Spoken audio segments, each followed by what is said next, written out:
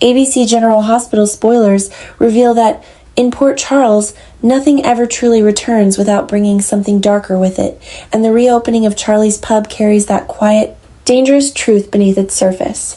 What should have been a night of celebration slowly reveals itself as a fragile illusion built on grief, unresolved suspicion, and the kind of emotional fractures that only grow sharper when people pretend they no longer exist.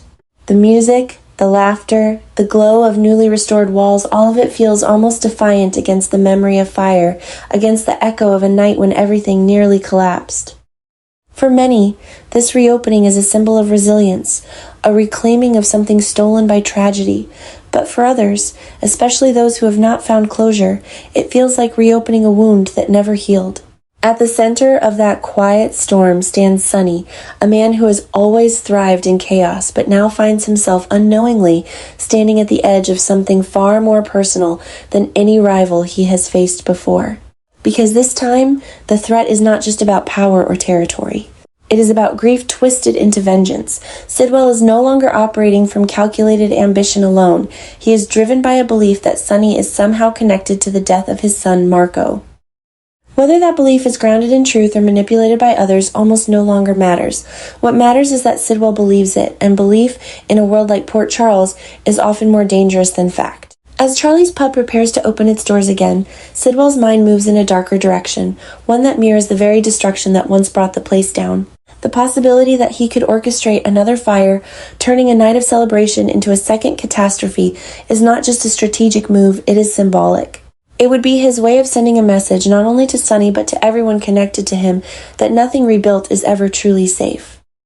That hope, once ignited, can be extinguished just as easily. This is not just revenge. It is psychological warfare, aimed at breaking Sonny not through direct confrontation, but by forcing him to watch something meaningful burn again. Meanwhile, Britt finds herself caught in a moral and emotional crisis that grows heavier with each passing moment. Unlike Sidwell, whose grief has hardened into anger, Britt's turmoil takes a different shape. She sees the danger forming before others do, not as a sudden explosion, but as a slow, inevitable collision of secrets and lies. She recognizes that both Sonny and Christina are standing in the direct path of something catastrophic, and that realization forces her into a position she cannot avoid. Silence is no longer an option, not when lives are at stake.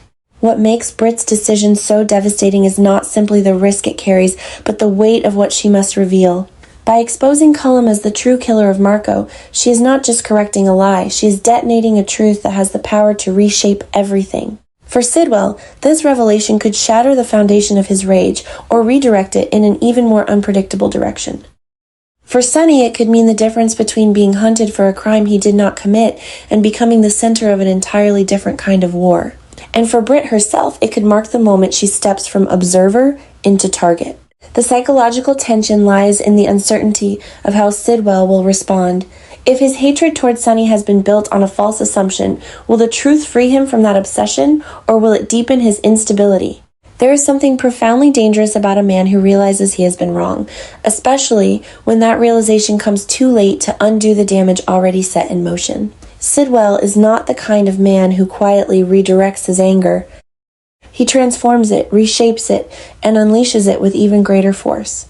In that sense, Britt's attempt to prevent disaster may instead accelerate it. At the same time, the reopening of Charlie's pub becomes more than just a setting, it becomes a ticking clock. Every moment of celebration carries an undercurrent of dread, as if the walls themselves are waiting to see whether they will stand or fall again. The contrast between light and darkness becomes almost unbearable. Inside, there is music, connection, the fragile hope of moving forward. Outside, there is calculation, resentment, and a plan that could erase everything in seconds. It is this duality that gives the story its emotional power, the idea that joy and destruction can exist side by side, separated only by a single decision. Britt's internal conflict deepens as she realizes that protecting Sonny and Christina may come at the cost of her own safety. She is no stranger to danger, but this is different. This is not a battle she can win through strength or defiance alone. It is a choice between revealing a truth that could ignite chaos or withholding it and allowing a different kind of tragedy to unfold. There is no path that leaves her untouched. And yet, she moves forward, driven not by certainty, but by the quiet conviction that doing nothing would be worse. As the night of the reopening draws closer, the tension tightens around every character involved. Sonny, unaware of the full scope of the threat, steps into the evening with confidence that borders on vulnerability. Christina, standing in the glow of a moment meant to celebrate survival, has no idea how close she is to becoming part of another disaster. And Sidwell, operating from the shadows, prepares to act on a belief that may already be unraveling beneath him. In the end, the story is not just about revenge or truth. It is about the fragile nature of trust and how quickly it can be weaponized. It is about the cost of acting too late or too soon and the devastating consequences that follow both choices. Charlie's pub may reopen as a symbol of renewal, but within its walls, the past has not been buried. It has been waiting. And as secrets rise to the surface and motivations collide, it becomes clear that this is not the end of a tragedy, but the beginning of something far more dangerous, something that will force every character to confront not only what they believe, but what they are willing to risk when that belief is shattered. In Port Charles, truth does not arrive like a revelation. It seeps in, slow and corrosive, reshaping loyalties before anyone realizes what has already begun to change. The moment Sidwell uncovers the deeper threat behind Cullum and the hidden machinery of the WSB, something inside him fractures, but it is not weakness, it is transformation. The anger that once burned with a singular focus, aimed squarely at Sonny, begins to evolve into something colder, more calculated, and infinitely more dangerous. Because now, Sidwell is no longer chasing vengeance blindly. He is beginning to understand that he has been pulled into a much larger design, one where his grief was not only real, but possibly manipulated. This realization does not bring him peace. It brings him clarity, and clarity for a man like Sidwell is far more lethal than rage.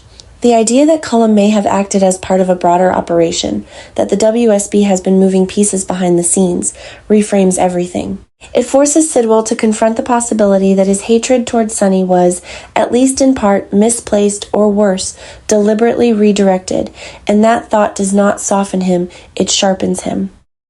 Because if someone has used his pain as leverage, then the scope of his retaliation must expand accordingly. At the same time, Britt becomes the unlikely center of a shifting balance of power, a position she neither sought nor can escape. She stands at the intersection of two forces that have spent years defined by opposition and yet now find themselves drawn into the same orbit by a truth neither can ignore. Britt does not simply carry information, she carries consequence. Her knowledge has the power to dismantle assumptions, to redirect violence, and to force an alliance that should not be possible, yet suddenly feels inevitable. What makes Britt's role so dangerous is not just the information she holds, but the timing of it. She understands that revealing Cullum as the true killer of Marco will not end the conflict, it will transform it. For Sidwell, it means confronting the terrifying possibility that his war has been misdirected, that the man he has been preparing to destroy may not be the true enemy. For Sonny, it means facing a threat that cannot be neutralized through the usual channels, a force that operates beyond the boundaries he has always controlled. And for both men, it means acknowledging that survival may depend on something neither of them has ever been willing to offer: trust. But trust, in Port Charles, is never clean. It is always layered with doubt, with history, with the quiet understanding that alliances are temporary and betrayal is never far behind. When the idea of cooperation between Sidwell and Sonny begins to take shape, it does not feel like unity, it feels like tension stretched to its breaking point.